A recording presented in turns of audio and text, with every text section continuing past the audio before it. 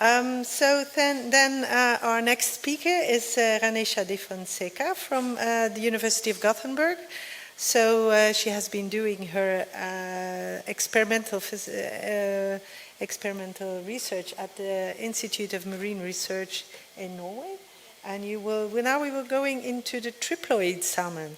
So a very interesting theme as well that is very high on the agenda here. Thank you so much. So in this presentation, I'm going to talk about triploid Atlantic salmon. So triploids have 3 sets of chromosomes. On the other hand, we have diploids who have 2 sets of chromosomes. Now the question is, why triploids are important? Well, triploids are important because of their sterile nature. Sterile fish would help to prevent sexual maturation as well as to prevent post-escape interactions. Currently, triploids are the only solution to produce a commercial scale of Atlantic salmon. However, they are rarely used in this industry. Why? Because of their poor farm performance. In this research, we were looking at 2 main problems that stand as a bottleneck for their commercial acceptance. Number 1, poor seawater growth, and number 2, the skeletal deformities. In theoretical point of view, triploid should outgrow diploids, especially when it comes to the seawater grow-out. But what we observe is very inconsistent growth of triploids compared to diploids. Usually triploids have inferior growth compared to diploids. Therefore, we want to see how salinity influences their growth.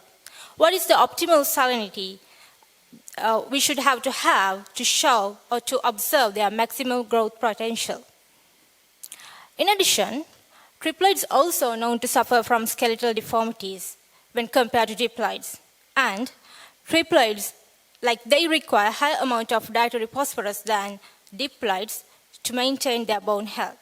So we were interested about a commercially available triploid diet with higher amount of phosphorus to see whether that can help to reduce the deformities. So in order to achieve our research objectives, we transferred our triploids and diploids into a salinity treatment after this multiplication process. So you can see that we had 4 different salinities range from 0 to 35, and each salinity treatment we had 4 tanks, 2 per ploidy, and the post-smolt growth was observed for 3 months, and during that time both triploids and diploids were fed with the same diet that had high amount of phosphorus. And this is the salinity-induced post-smolt growth curve. So you can see there's a significant difference between triploid and diploid. So this is the main 3 sampling points, and you can see triploids were heavier than diploids at each sampling point. And focusing on the final sampling points, triploids, they performed equally well at both 23 and 35 compared to the diploids who performed well only at 35.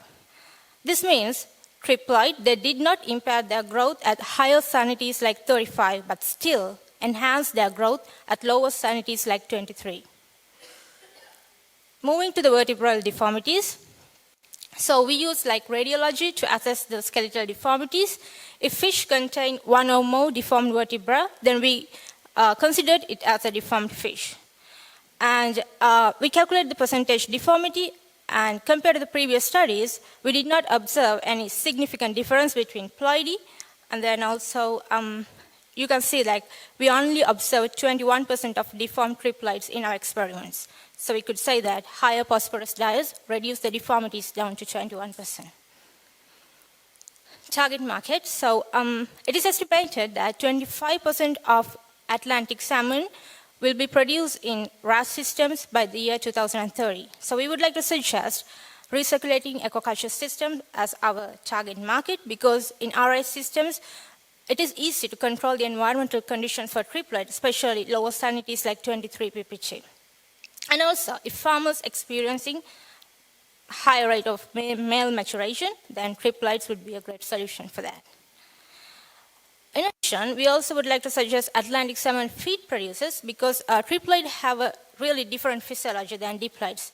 Their nutrition requirement is so different. They need high dietary phosphorus, histidine, and of course amino acids. So if the feed producers can produce triploid-specific diet that are applicable in RA system, that would be a nice solution. Talking about the research impact, we categorize mainly it's under 3 categories. So first one is the growth. Triploids show faster growth when there's a right condition for them to grow. And then the deformities, like deformities is not only an economic loss, but also a massive welfare issue. So if we have the right nutrition, then we can improve the fish welfare through diets. Finally, steroid triploids would prevent sexual maturation. So we completed this project at Institute of Marine Research, Norway, Matra Research Station, in collaboration with Scottish Association for Marine Sciences. So I would like to thank you for all the personalities behind this project, and especially AQUAEXCEL for the opportunity, and for you all, thank you so much. Thank you very much. Maybe you can stand a little bit if you see if there are any questions on the triploid salmon, and if there is. Do you know if it's already in producing, or is it is already commercially? Okay, interesting. There's this one question to you. Hi, I was wondering, is sexual maturation in RAS facilities a problem today? Sorry?